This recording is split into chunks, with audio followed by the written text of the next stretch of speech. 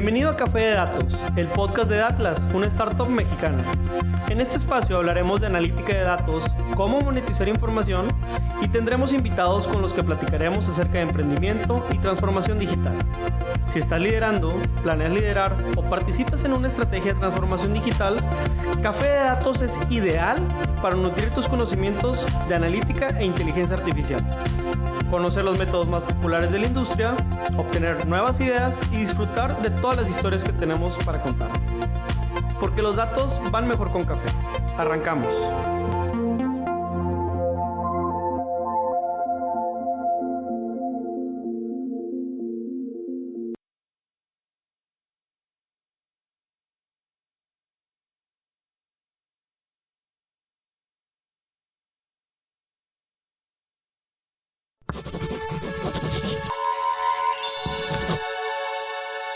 ¿Qué tal? ¿Cómo están? Buenos días. Espero que me estén escuchando bien. Las fake news en tiempos del coronavirus son quizá uno de los grandes problemas que estamos enfrentando quienes estamos tanto del lado de los medios como del lado de la administración pública y desde luego de todas las industrias. En general, la sociedad contemporánea, hiperinformada, pues también se vuelve desinformada. Para hablar de eso esta mañana, pues nos han convocado un grupo de colegas. Aquí yo quisiera hacerles la palabra para que se presentaran, al final lo haré yo, pero si te parece bien, Pedro, buenos días. Adelante, por favor, con tu presentación.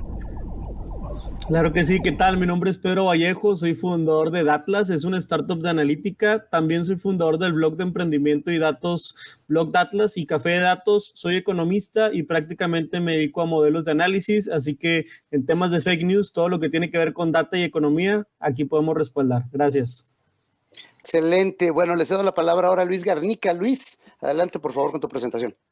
Muchas gracias, Aurelio. Buenos días. Soy Luis Garnica, licenciado en Relaciones Internacionales, fundador y director general del medio de comunicación digital Altavoz MX. Y bueno, pues eso es lo que más que nada nos dedicamos y pues obviamente estamos en el sector de la información y de las noticias y pues va a estar muy interesante la charla. Gracias, Luis. Jeremy, tu turno. Adelante, por favor. Hola, mi nombre es Jeremy de la Cruz, soy licenciado en Relaciones Internacionales por el TEC de Monterrey, tengo una especialidad en periodismo, también por el TEC. Actualmente soy Head of Growth Marketing de supertask.com. También tengo una consultoría que se llama Growth Lab, en donde ayudamos a clientes a crecer sus empresas.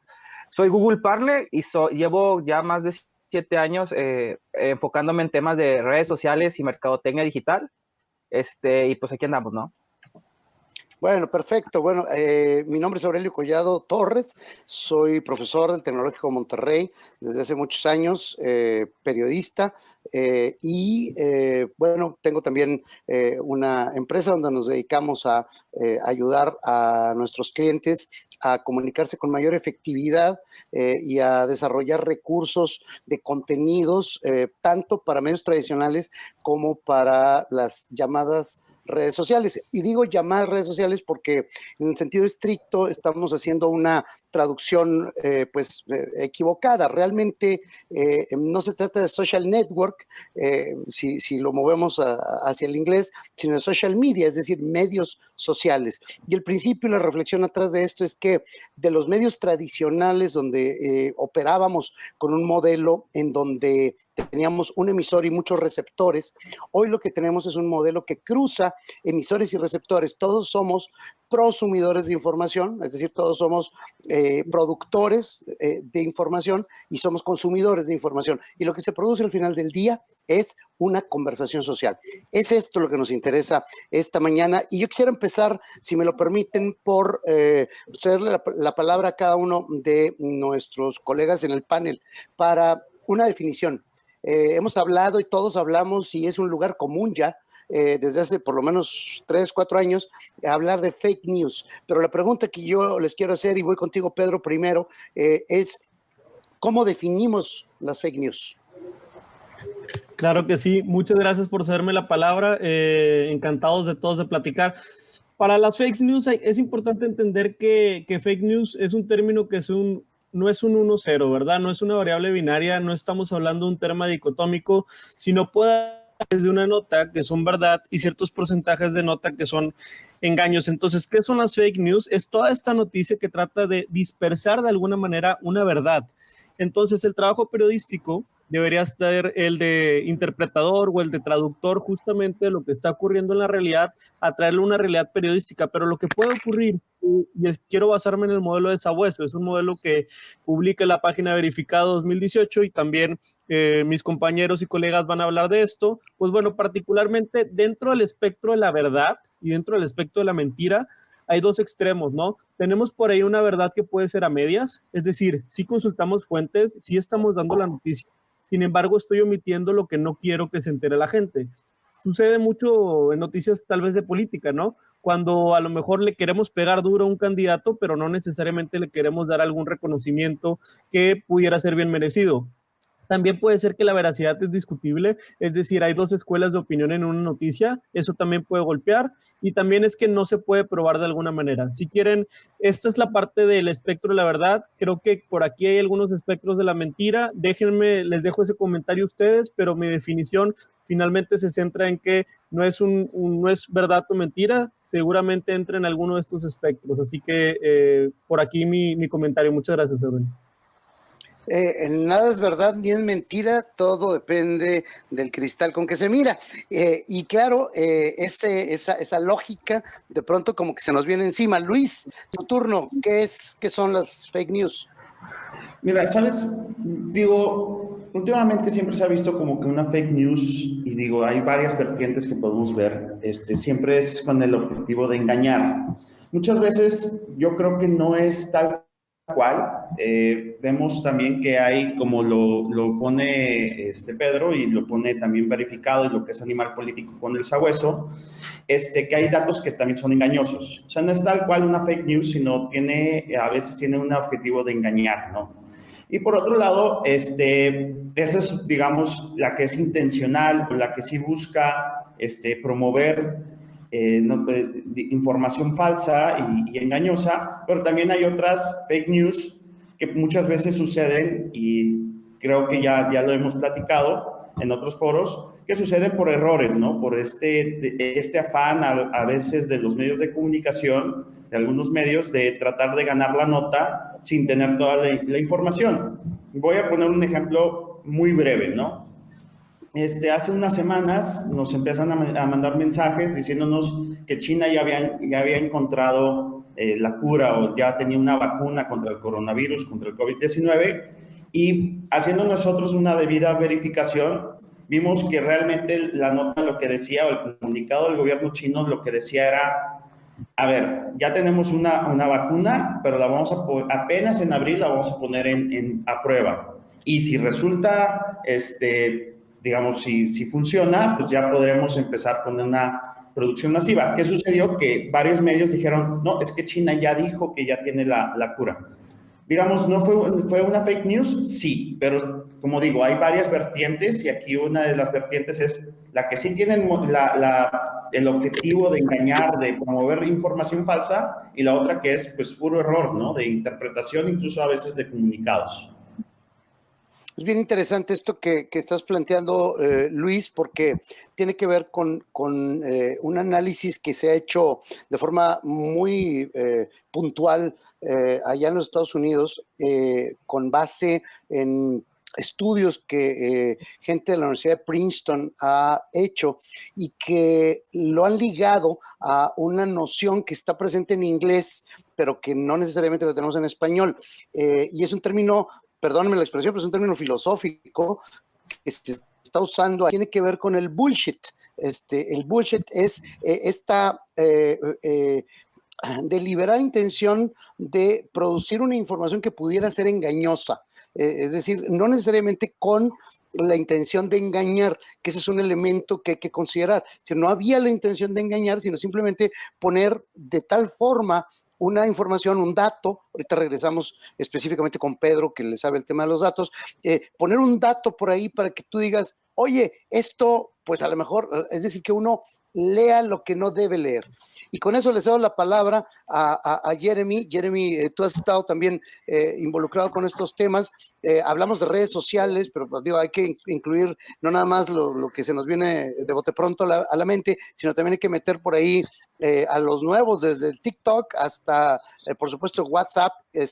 Y en el caso concreto de los datos, Jeremy, el tema de los datos que se vinculan al mundo financiero, cuando uno quiere ver cosas que realmente no están ahí. Adelante, Jeremy. ¿Qué son las fake news? Pues como decía Pedro, ya como lo decía Luis, o sea, no hay verdades, o sea, no hay fake news, ¿no? Hay noticias que pudieran ser verdad o pudieran ser falsas o pudiera tener verdades a medias, ¿no?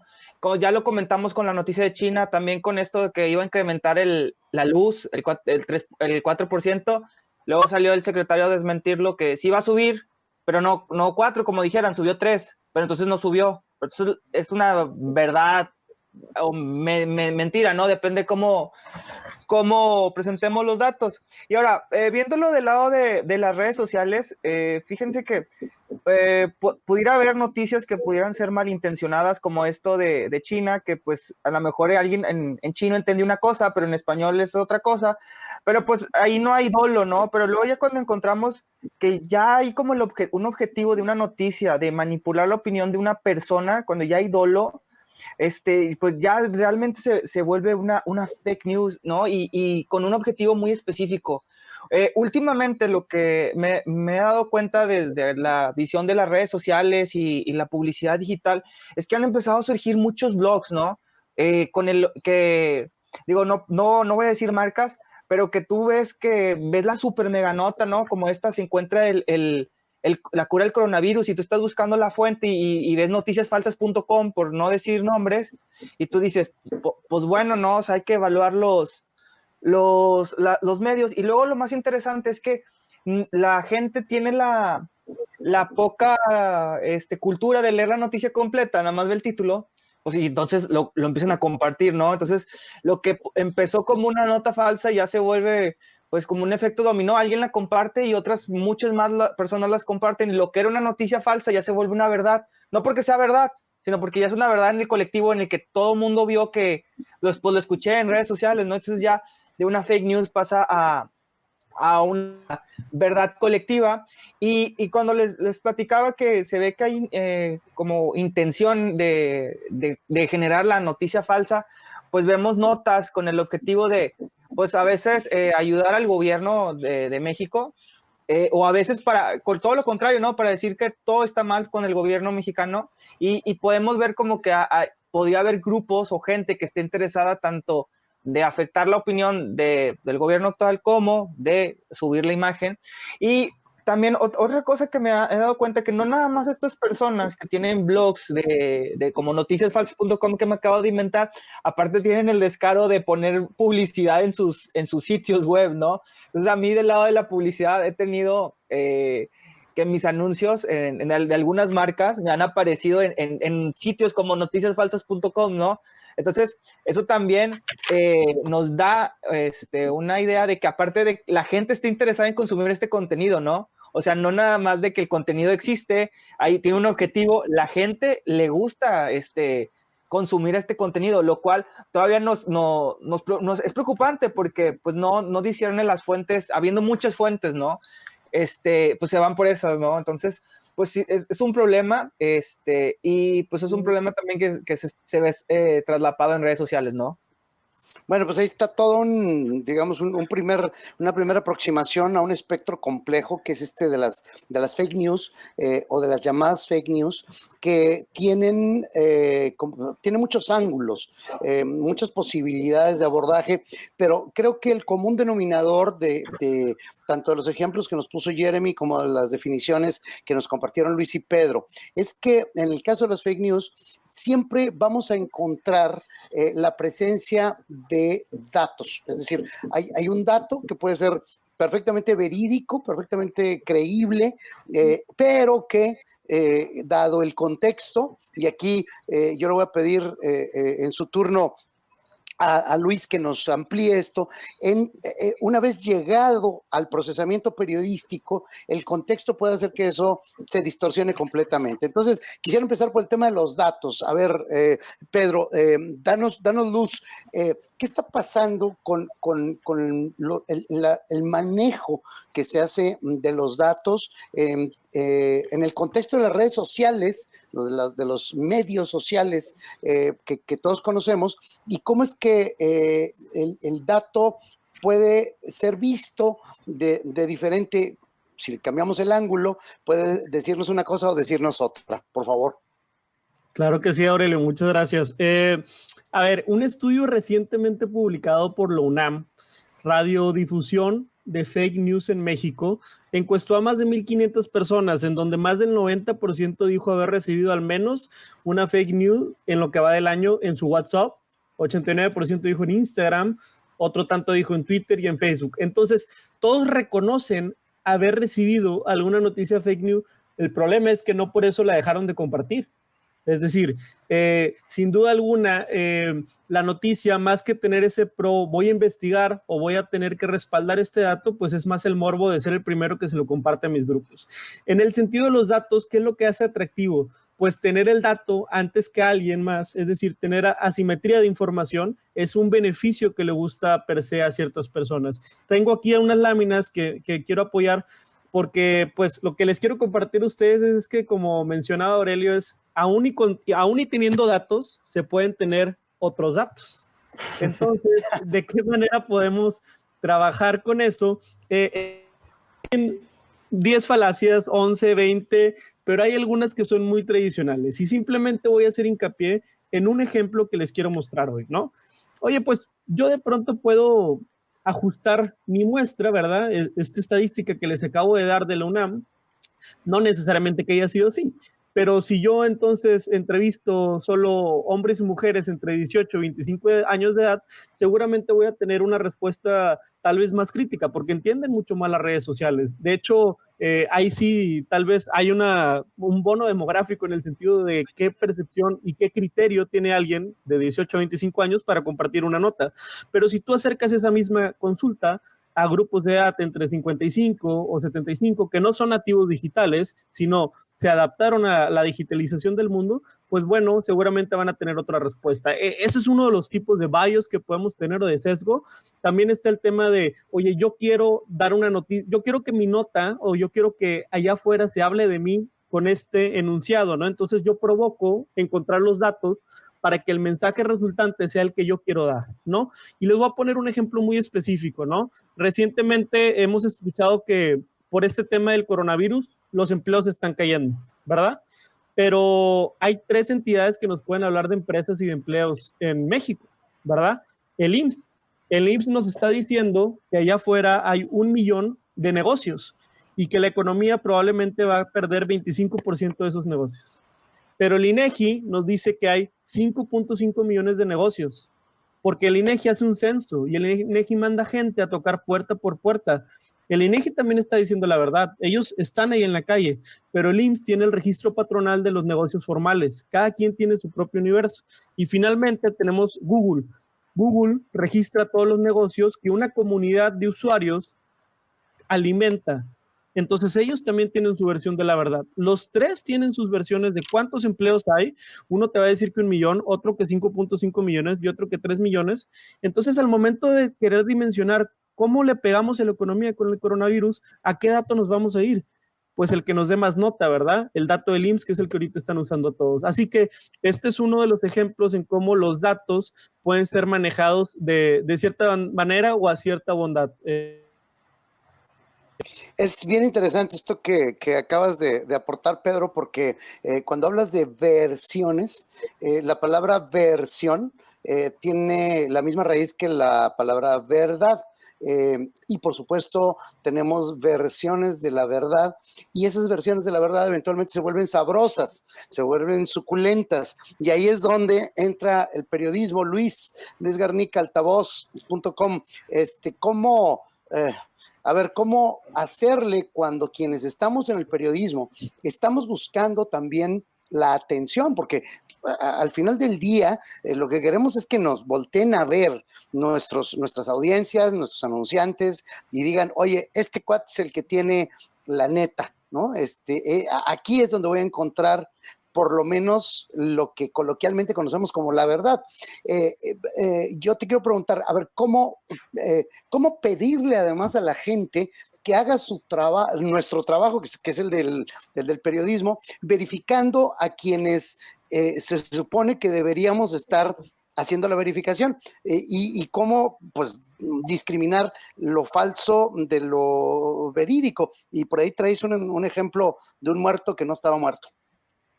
Sí, Luis. fíjate que lo que hemos tenido, o sea, por ejemplo, el trabajo que ahorita hemos tenido que hacer, y de hecho viene desde que, digamos, sucedió este incidente sobre este cercano de Carlos Slim, que hace 3, 4 semanas, precisamente Rivas Palacio y López Dóriga primero confirmaron la muerte, ¿no? Ahí tenemos, por ejemplo, cuando a nosotros nos llegó la noticia, dijimos, ok, pues hay que verificar que esto sea real, ¿no? Entonces tienes dos fuentes que se supone que son buenas fuentes, aunque ha habido cuestionamientos sobre todo de López Dóriga por su pasado, sobre todo con Televisa y digamos todo el pasado periodístico de él, ¿no? A pesar de estos cuestionamientos dices, ok, ya lo dijo López Dóriga, lo dice Rivas Palacio, y luego dices, ok, pues entonces esto es real. También esperamos que otros medios sacaran esa noticia, por ejemplo, Grupo Reforma, Animal Político, Sin embargo, Forbes, y digamos, ok, entonces esto es real. En el momento que lo sacamos, que fue más o menos como a los 10, 15 minutos que se dio primero la noticia, despuesito de eso sale precisamente el gobierno federal y dice, no es cierto, porque se supone que iba a ser la primera muerte por COVID-19 en México, ¿no? Y dice, no es cierto, no, esta persona no ha muerto, no ha fallecido, sí está en condiciones graves, críticas, pero no ha fallecido. Entonces, a partir de ahí, lo que tenemos que hacer, y es básicamente así como dice Tedros Adhanom de la OMS, pero con lo de las pruebas, que es probar. Entonces nosotros lo que tenemos que hacer es verificar antes de sacar cualquier noticia, ¿no? Sobre todo ahorita con lo que es última hora, que son noticias muchas veces internacionales, tienes que verificar antes de eso, ¿no? A menos que estés viendo la conferencia de prensa, por ejemplo, la mañanera, como ayer, que luego ya salió la noticia de que hasta el 30 de mayo vamos a estar en cuarentena, entonces ahí sí dices, ok, pues eso no lo tengo que verificar porque pues, lo estoy viendo en tiempo real, ¿no? Pero hay otras que sí, incluso hay fuentes, Reuters, AFP, que llegan a tener, pues errores, ¿no? Errores en la información, y siempre tienes que estar como, ahora sí que el trabajo periodístico es siempre, ok, ya lo dijo esta fuente, ya lo dijo esta fuente, y ahorita ya estamos hasta viendo una tercera, cuarta fuente antes de sacar cualquier noticia, ¿no? Y creo que es mucho de lo que viene el reto de la pandemia por la que estamos pasando, donde el flujo de información es impresionante, y el mismo flujo de información pues provoca hasta confusiones, y como ahorita platicábamos, ¿no? Y hasta versiones de la información que se está sacando. Bueno, ahí está, evidentemente todos podemos cometer errores, y ahí es donde está uno de los elementos importantes de esta definición inicial que abordábamos sobre qué son las fake news.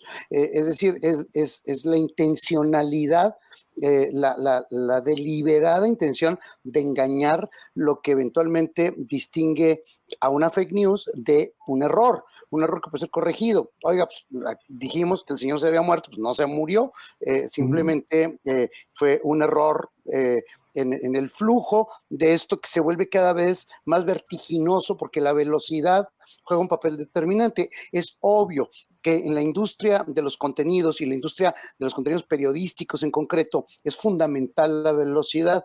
El problema es que con la velocidad, no tenemos el tiempo para esta verificación a la que muy bien hace referencia Luis, que es una regla que todos seguimos, que bueno, en las escuelas de periodismo, que es mi caso, bueno, pues a los alumnos les repetimos hasta el cansancio de que si tu madre te dice que te quiere, hay que ir a verificarlo, hay que estar seguros de ello, porque siempre podemos cometer errores.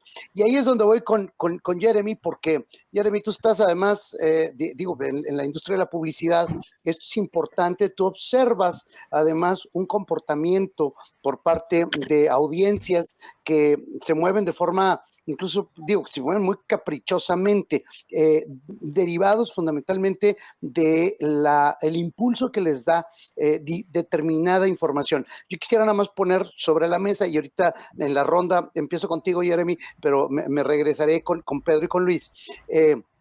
Recordar específica y concretamente el caso aquí en Monterrey, que yo no sé si se supo en otras partes del país, pero un medio local publicó una información en donde interpretaba una parte, pero se hacía eco de una declaración específica del gobernador de Nuevo León en el sentido de que iba a haber ley seca, y eso ocurrió alrededor de las 2 de la tarde. Para las 4 de la tarde la ciudad estaba hecho un caos porque la gente se lanzó a la calle a comprar cerveza. Ese fue el día que se nos acabó la cerveza en Monterrey. O sea, pasará la historia, ¿no? Y el problema es que había una parte de verdad. Sí, se iba a acabar la cerveza, pero no se iba a acabar el alcohol. ¿O sí? Y ahí nos quedamos. Jeremy, por favor. Sí, bien, bien chistoso ese caso, ¿no? Porque va a lo que le estábamos platicando al principio, que hay verdades a medias, ¿no? Porque además fue un cúmulo de noticias, ¿no? Aquí tenemos en Monterrey la planta de cervecería Heineken, entonces lo que había dicho el gobernador es que pues negocios no esenciales pues iban a cerrar. La cerveza, lamento decirles, no es un negocio esencial, entonces pues se iba a cerrar. Entonces, punto número 1, se va a cerrar la cervecería. Si se cierra la cervecería, pues probablemente va a haber desabasto, ¿no? Porque se va a dejar de producir. Entonces, tuvimos la primera alerta. Entonces, sale el gobernador a decir que pues no se va a vender cerveza, pues no es algo primordial para subsistir. Entonces, dice que de ser necesario, pues se va a parar la venta de cerveza. Y pues el gobernador dijo que de ser necesario se iba a parar la venta de cerveza, que no es lo mismo decir que vamos a tener ley seca. Entonces eso fue en la tardecita, como a las 4 o 5, empezó a decir esto. Entonces ya para eso, ya teníamos, aquí hay una tienda, el Costco, no sé si existen más partes de la República, pero tienen estos carritos que son, pues no sé, para sacar herramienta, como en el Home Depot, ¿no? Carritos llenos de estos, no de los normales, de cerveza. Y aparte bien chistoso porque vi muchas fotos de cerveza del que patrocina el coronavirus, y no vi de Heineken, que el rumor principal era que iban a cerrar la cervecera Heineken, y mucha gente con cerveza Corona en sus diablitos, y a las 9 de la noche sale el gobernador a decir que pues él no puede decir que va a haber ley seca, o sea, que a él le gustaría y que iba a hablar con los alcaldes para a ver si detenían la venta de alcohol, porque el gobernador aquí en Nuevo León no tiene la facultad de declarar ley seca, la facultad la tienen los alcaldes. Pero entonces, no es que haya sido una nota falsa, sino fue un cúmulo de comentarios que llevaban a creer a la gente que se iba a acabar la cerveza. Entonces, se iba a cerrar la cervecería. El gobernador dice que pues, no es esencial, que se cierre, y que de ser necesario se va a dejar de vender. Y pues ya al final salió a decir que pues no se va a vender, o sea, que pues no tiene la facultad. Y la verdad es que ya es cómo le interpretamos las noticias y cómo la interpretan los periodistas, porque esta nota también salió en un periódico aquí de la localidad muy famoso, pero no fueron para verificarlo, que el gobernador no tiene la facultad de declarar ley seca, ¿no? Entonces, pues como fue la nota del momento, pues luego empezó a preocupar a la gente, ¿no? Empezó a volverse muy viral, y luego, aparte de que la nota se hizo viral, se hicieron videos virales de la gente comprando cheve, como que les platiqué.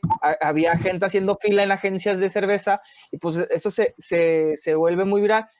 Y pues aquí lo que les platicaba, ¿no? Verificar la fuente, verificar información y verificar si se puede, ¿no? Aquí el ejecutivo estatal dijo que quería que se dejara vender, pero pues no tiene la facultad, ¿no? Entonces, pues se quedó en una intención. no fue falso porque él tenía la intención, se quedó en buenas intenciones y no pasó, ¿no? Entonces, pues hay que verificar todo antes de creer que podría ser verdad, ¿no? O cuestionar, diría yo, es decir, uno puede cuestionar, pero bueno, mientras cuestionamos salimos corriendo como locos, literalmente como locos, a comprar cerveza o lo que fuera de alcohol, porque esto derivó, es decir, primero fue, el problema es que se va a acabar la cerveza, pero la segunda alarma fue, se va a acabar el alcohol, y claro, o sea, la expectativa de 30 días encerrado en tu casa sin alcohol, pues enloqueció a muchísimas personas en esta ciudad, y eso nos habla de otras cosas, pero aquí no es el lugar para hablar de ello. De lo que sí es el lugar para hablar es precisamente de cómo es que ensamblamos a nuestro modo de ver, al cristal con que vemos la realidad, los datos que se nos proporcionan. Y de ahí la enorme responsabilidad que tenemos quienes estamos en los medios para administrar este flujo de información. Y me voy a brincar ahorita el turno de Pedro para cedérselo a Luis, que está directamente en el negocio de llevar información, de presentar historias a audiencias que finalmente van a reaccionar conforme a esa información. ¿Tú cómo viste este caso y qué nos puedes comentar sobre esto, Luis? Porque ayer que platicábamos, yo hacía una observación. Noticia es todo aquello que provoca comentario. Noticia es todo aquello, lo que no provoca comentario, pues no es noticia, pero cuando provocas comentario y además acciones, eso sí es nota. Es decir, la gente no nada más comentó, sino que salió como loca y se puso en colas enormes para comprar cerveza. Por favor, Luis, adelante. Fíjate que precisamente de ese caso fue muy interesante porque yo recuerdo estábamos escuchando la conferencia de prensa, que es precisamente la de seguimiento de los casos de coronavirus aquí en Nuevo León. Y recuerdo que el gobernador primero dijo, yo le voy a instruir, o ya le pedí a los alcaldes que apliquen ley seca. Luego pasaron como 5 minutos y otro reportero le preguntó y le dice, a ver, entonces hay ley seca. Dijo, no hay ley seca. Eventualmente, como van a se va a cerrar la producción y la distribución de la cerveza, se va a acabar la cerveza, pero no hay ley seca. Entonces, fue muy interesante como que, o sea, sí que se tuvo que interpretar o agarrar la primera versión del gobernador, porque lo primero que él dijo fue, pues voy a instruir a los alcaldes, que es algo muy cierto. O sea, los alcaldes son los que tienen la facultad de declarar ley seca, y de hecho lo podemos ver en varias entidades, digamos, en varias ciudades de México, donde ya han declarado ley seca, pero han sido los alcaldes, no los gobernadores, ¿no?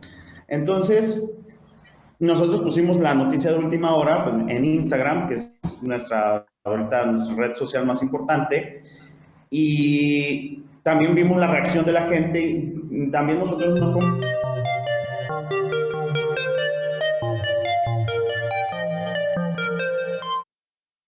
Hey, esperemos que estés disfrutando de este capítulo que diseñamos especialmente para ti. No olvides que toda esta temporada de podcast está auspiciada por la Startup de Atlas, una startup de analítica con sede en Monterrey, en donde nos dedicamos a desarrollar soluciones que transforman datos en decisiones. Y si has llegado hasta aquí, solo te queremos compartir un secreto. Próximamente lanzaremos una nueva iniciativa, Atlas Academy, en donde estaremos gratuitamente compartiendo un par de cursos y módulos sobre cómo realizar análisis. Así que síguenos en este programa para ser de los primeros y las primeras en utilizarlo. Continuamos con el programa. Gracias.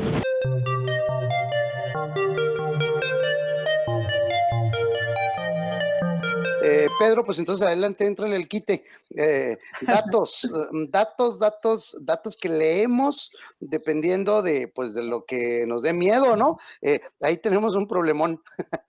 A mí me hubiera encantado que el desabasto hubiera sido de tapabocas, ¿no? Y no de cerveza, a ver si así nos vamos corriendo.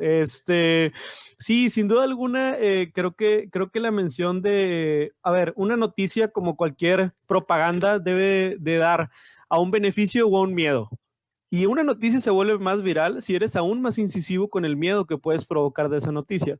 Creo que la falta de la carencia de, el desabasto de, es suficiente motivo para aún estando en una fase 1, fase 2, hacerme salir de mi casa a gastar un dinero que tal vez no tenía presupuestado, pero que de pronto me hiciste cambiar una decisión económica.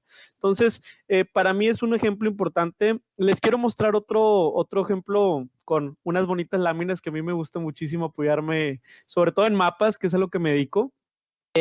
Y recientemente, por ahí en Estados Unidos, algunos científicos, burlándose de Fox y de la CNN, que son muy fatalistas en cuestión de notas, pues bueno, publican este mapa de Estados Unidos, ¿no? Mapas del COVID, y vemos cómo en la zona del este, Nueva York, etcétera, pues hay muchísima presencia de COVID, y en la zona también de California, ¿no? Sobre todo en los extremos.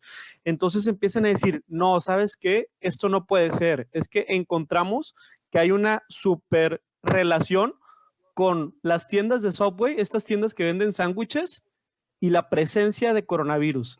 Donde hay una tienda de Subway, hay 5 o 10 casos de coronavirus, sí o sí, para Estados Unidos. Y lo mismo es con las tiendas de McDonald's, y lo mismo son con gasolineras, y con lo mismo son con Taco Bell, etcétera. Lo que en realidad está pasando, y lo que en realidad podemos interpretar, es que no hay que dejarnos llevar por cualquier interpretación estadística, ¿no? O sea, datos son datos, pero también ¿qué sentido hace que yo vaya a asociar la relación de Subway con la relación de presencia de COVID? ¿Y a dónde lo quiero llevar? Pues un mapa que nos publicaron recientemente, un mapa que nos ha generado sensación, un mapa que nos está llevando ahora sí a fantasear qué voy a hacer en un par de días, ahora que regresemos a realidad, que justamente este tipo de mapas tienen mucho más que ver, o tienen mucho más correlación o regresión o relación con donde viven más personas. Entonces, no nos dejemos llevar por las visualizaciones, por más bonita que sea la gráfica, no nos dejemos llevar por el liderazgo de opinión. La invitación que nos ha hecho Aurelio, Luis y Jeremy durante toda la sesión es cuestionar, es tener criterio, y creo que esa capacidad de investigar es algo que desde las escuelas, no solamente en una carrera de periodismo, desde cualquier tipo de formación, nos deberían de dar para que podamos tener la verdad colectiva. Gracias. Oye, ahí hay un temazo, Jeremy. Tío, tú hiciste la especialidad en periodismo siendo internacionalista y traes además siendo estudiante, te tocó pasar el trago amargo de ser de los cuestionadores que pues eran sacados en pellones de cualquier lugar donde uno va y cuestiona. En general, el ejercicio del periodismo no es un ejercicio de cosas lindas, ¿no? O sea, uno no está en la conferencia de prensa para caerle bien al señor que la está dando, sea el presidente de la República, o sea el gobernador, o sea quien sea. El problema, y ahí yo te pido tu opinión, es cómo es que los periodistas hoy estamos enfrentando este problema de cuestionar a una autoridad, y voy a ponerlo entre comillas, la autoridad, es decir, autoridad porque es autoridad política, o autoridad porque es una autoridad en términos disciplinarios, que sería el caso de López-Gatell, para ser más concreto y específico. O sea, una autoridad política, una autoridad en términos disciplinarios, o sea, el señor sabe de epidemiología, y de pronto nos enfrentamos los periodistas, que no somos epidemiólogos, a la necesidad de cuestionarles cosas. ¿Desde dónde puede uno, como periodista, cuestionar si se supone que no sabe nada? O sea, sin caer, por supuesto, en lo que vemos cotidianamente de este grupo de aplaudidores que están por ahí en las ruedas de prensa, aventándose unos rollos medios huecos en medio de lo que se supone que es una pregunta. Jeremy, ¿a ti qué opinión te merece todo esto? Pues mira, tomando una frase que me enseñó uno de mis profesores de periodismo, aquí presente en la carrera, decía George Orwell que periodismo es publicar todo lo que alguien no quiere que se publique, todo lo demás son relaciones públicas, ¿no? Entonces, ahorita hay acciones que a varias personas podrían no gustarles, ¿no? Que está tomando el gobierno, otras que los aplauden, ¿no? Como los estímulos, el plan maestro apoyo a las pymes, que es todo el mundo esperando, que no se publicó, para muchos fue un enojo, para otros fue, ¿no? Qué grande, que no se deudó para salvar las pymes, ¿no? Entonces tenemos a dos grupos de personas, o de opiniones divididas, cuestionando, ¿no? Entonces, cuando los periodistas cuestionan a López Obrador en la mañanera o en sus ahora conferencias de las 7 a López-Gatell, pues podría ser que no siempre tengamos o sea, el conocimiento aquí, como dices, ¿no? Entonces, hay algunos muy buenos, muy preparados, que hacen preguntas muy buenas, pero luego ya pareciera que en las mañaneras hasta los plantan a los periodistas para hacer preguntas de estas como tipo de infomerciales, ¿no? Como que preguntan, bueno, entonces, aparte de lavar, también plancha, ¿no? Y los que no, ¿cómo se llama?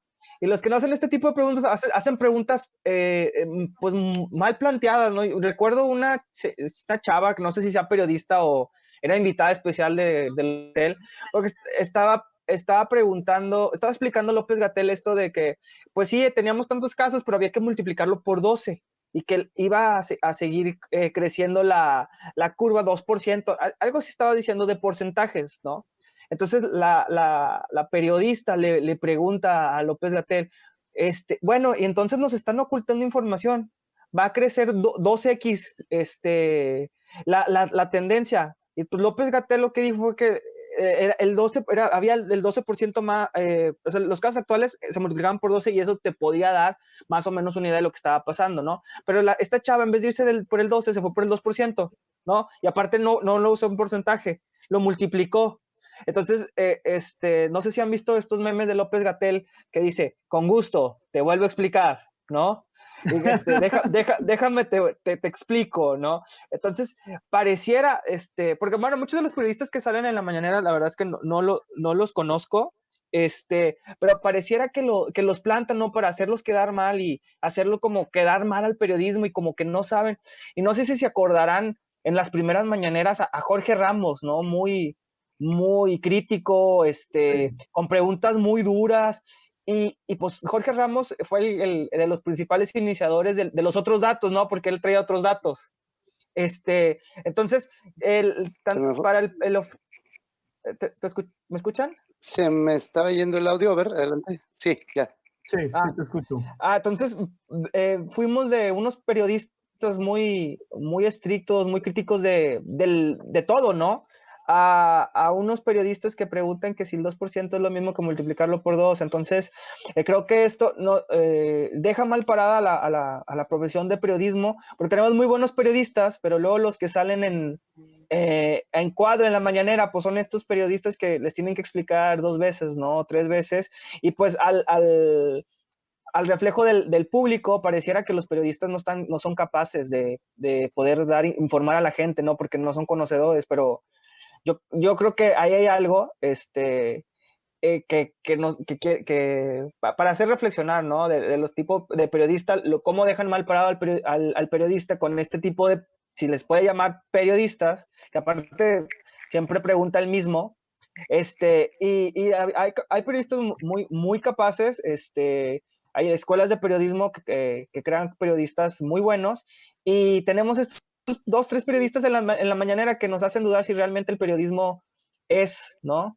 La verdadera fuente de información, pero pues pareciera ser que son plantados a propósitos en estas ruedas de prensa, ¿no? Muy bien, regresó Luis. Luis, un poco refraseando la pregunta que le hacía a Jeremy, en el sentido de cómo es que el periodismo contemporáneo de pronto se ve como retado por circunstancias en donde sus representantes, a los que vemos en las, por ejemplo, en las mañaneras, pero en otros muchos espacios también, pues hacen preguntas que no son realmente pertinentes o están mal hechas o, en fin, se enfrentan a la incómoda necesidad de cuestionar a la autoridad. Y yo decía, bueno, hay como dos formas de autoridad. La autoridad que está investida por mandato democrático de alguna manera, y la autoridad que viene de orden disciplinario. Y entonces de pronto un periodista que no es epidemiólogo, pues tiene que preguntarle cosas de epidemiología a un epidemiólogo de carrera, como podría ser López-Gatell, o cuestionarlo, o cuestionar al presidente, que pues es la autoridad. ¿Cómo enfrentar eso, además, en una época en donde la credibilidad no nada más de los actores políticos, sino de todos, incluidos los periodistas, está siendo pues muy lastimada, erosionada, esencialmente? ¿Cómo le están haciendo ustedes, sobre todo en tu medio y tú que eres periodista? Fíjate que, bueno, creo que, algo que podríamos ver que es algo positivo que trajo este gobierno de Andrés Manuel es esto de, no tal cual las mañaneras que se han vuelto realmente un show, sino esta apertura del presidente y de, digamos ahora, por ejemplo, López-Gatell, de estas conferencias donde van periodistas a cuestionar, ¿no? A cuestionar al presidente y todo. Sí creo que ha faltado, pues nada más hemos visto en ciertas ocasiones cuando Denise Dresser va a la mañanera, o que fue ya en una ocasión, o cuando Jorge Ramos, creo que Jorge Ramos ya ha ido en 2 ocasiones a la mañanera, con el presidente, donde sí vemos cuestionamientos duros hacia a un mandatario, ¿no? Y también lo vimos con el Culiacanazo, ¿no? Pero también están estos reporteros que ciertamente, como ya lo platicamos,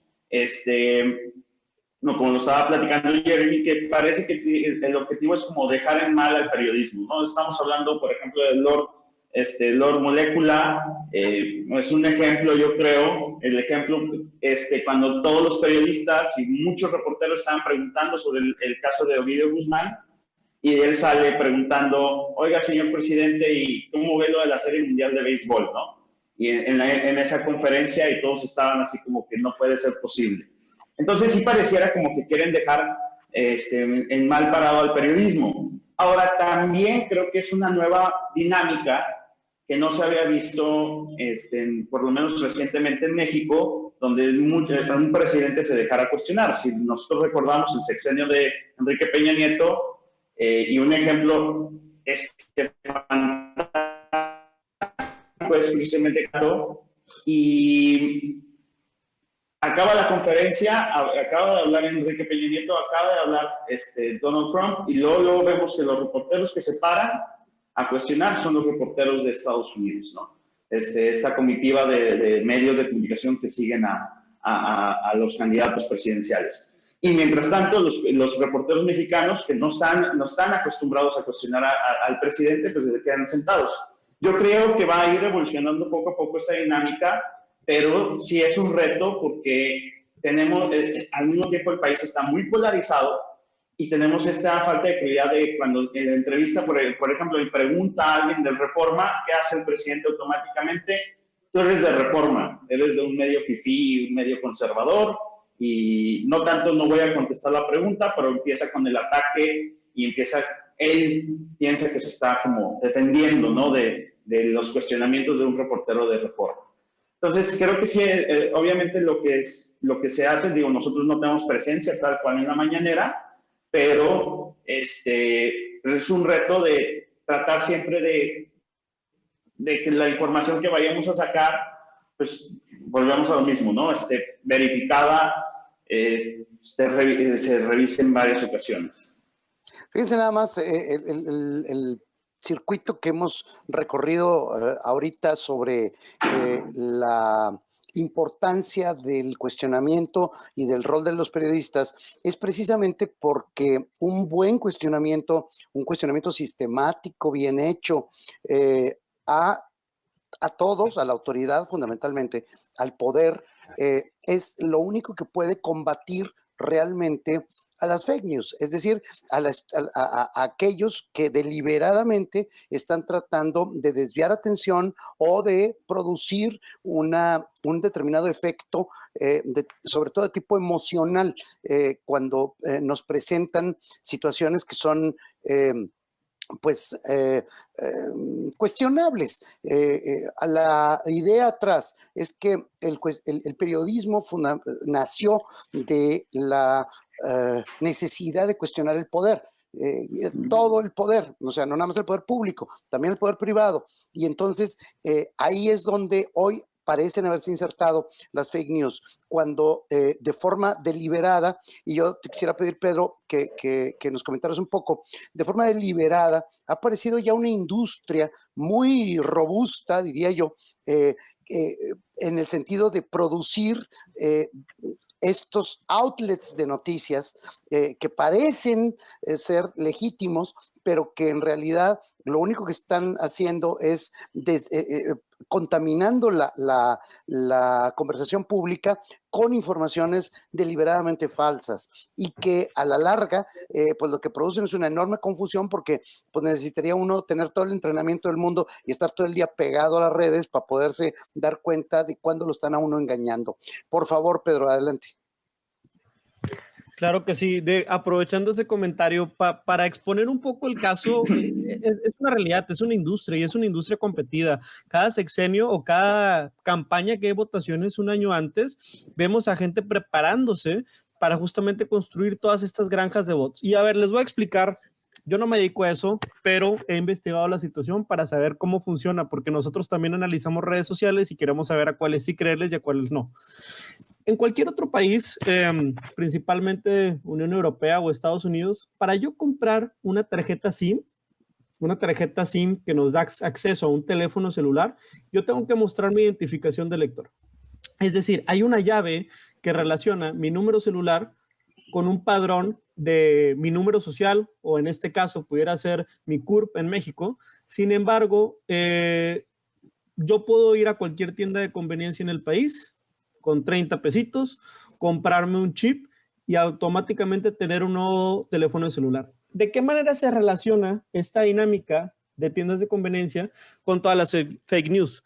Lo que sucede es que Twitter, Facebook, Instagram y todas estas redes por las que nosotros recibimos estas noticias han subido las barreras de entrada para bots. Es decir, antes yo podía hacerme una cuenta y solamente me mandaban un correo, que ese correo yo lo pude haber hecho en la misma mañana y validaba que era una persona. Ahora tiene que haber un teléfono de por medio. Me van a hacer una llamada o tal vez me manden un mensaje. De esa manera autentifican que haya por lo menos una persona detrás de ese registro. ¿Qué pasa en México? En México no tenemos esas llaves. A lo mejor Twitter y Facebook, Instagram manejan las mismas llaves que le manejan a cualquier ciudadano virtual, pero la situación es que nosotros tenemos acceso a cualquier tarjeta SIM y yo puedo sacar 100 teléfonos si hoy en día me propongo sacar 100 teléfonos nuevos. Entonces, de esa manera crecen las granjas de bots. O sea, hay gente que va y compra 100 chips al día. A partir de eso se genera 100 cuentas de Twitter, 100 cuentas de Facebook o etcétera, similares. Y a partir de eso empieza a generar 3,000 o 4,000 blogs falsos. Esto no es imposible, o sea, lo podemos hacer con una computadora, el poder computacional ya está hecho para eso, las granjas de bots funcionan así. Entonces, al momento en el que yo quiero hacer un trending topic, un periodista muy famoso que escuchamos en las mañanas, el día de ayer se hizo trending topic con uno de estos motores, me tardaría 2 horas en volver trending topic algo en México si yo tuviera 400 cuentas de Twitter. Entonces, ¿de qué manera puedo yo manipular la atención? Y es justamente cito un poco lo que ustedes estaban platicando antes. ¿Por qué si estamos de pronto cuestionando algo sobre una visita a un narcotráfico, me pongo a hablar de la serie de béisbol? Pues porque ¿qué va a dar la nota, verdad? La nota van a ser las dos, todo lo que estuvo hablando la gente y lo que desentonó. Entonces, de esta manera también hemos producido. A lo que quiero cerrar con el comentario es que no es tan difícil hacerlo, no es tan difícil hacerlo en granjas de bots, se paga muy bien y es un negocio que le piden a mucha gente que tiene habilidades de programación. Creo que es buen momento también para montarnos al tema de la ética. Es un deber ético el hecho de cuestionar, es un deber ético el hecho de no distribuir cosas que no estamos 100% seguros de que al menos yo pueda respaldar. Y hasta aquí creo que cerraría la reflexión. Bueno, y hay además otro tema que les quiero proponer, porque pues, bueno, en esta línea aparecen muchísimas cosas y aprovechando esta última intervención de Pedro, como ustedes seguramente saben, la Secretaría de Gobernación hace un par de días puso una denuncia contra dos periódicos de Chihuahua, por la publicación y luego distribución a través de redes sociales de fotografías en donde se acusaba el manejo de cadáveres en clínicas del Seguro Social. Esto fue además reproducido por otros muchos medios en el país, pero aparentemente estos dos de Chihuahua fueron los que lo iniciaron. Y de ahí viene además una reacción por parte de algunas entidades como Artículo 19, que se dedican precisamente a la defensa del valor fundamental de la libertad de expresión, en el sentido de que, pues bueno. Bueno, pues creo que lo que llegamos aquí a la conclusión de pues, ahorita del COVID-19, pues lo que hay que hacer es, como hace rato, verificar. Creo que se perdió nada más momentáneamente, o me perdí. No, adelante. Aquí sigues. Sí, entonces les digo, pues verificar toda la información, verificar las fuentes, verificar incluso hasta ahorita, como lo platicaba Pedro, porque muchas de estas notas a veces se mueven a través de hashtags y por eso se vuelven trending. Entonces revisar, incluso si se está moviendo, por ejemplo, en Twitter, se está moviendo en Facebook, pues verificar estos hashtags, verificar la fuente, porque pues tenemos, como decía Jeremy, pues hay ciertos sitios donde es casi noticiasfalsas.com y dar clic, más que nada, en meterse incluso a veces a la página, porque en muchas ocasiones tienen estos titulares muy llamativos y lo único que hace la gente es precisamente compartir. Ok, bueno, me indica que ya estamos sobre tiempo, tenemos que cortar la transmisión y lo único es pues agradecerles a los tres, Jeremy, Pedro, Luis, el aporte a esto. Ojalá haya habido en nuestra audiencia gente a la que le sirva esto, porque es una reflexión que se inserta en nuestra actividad cotidiana. Recibir y dar información pues es fundamental. Nos tenemos que despedir. Yo les agradezco mucho la oportunidad de haber charlado con ustedes y con toda la audiencia que nos siguió. Buenos días. Muchas gracias. Gracias.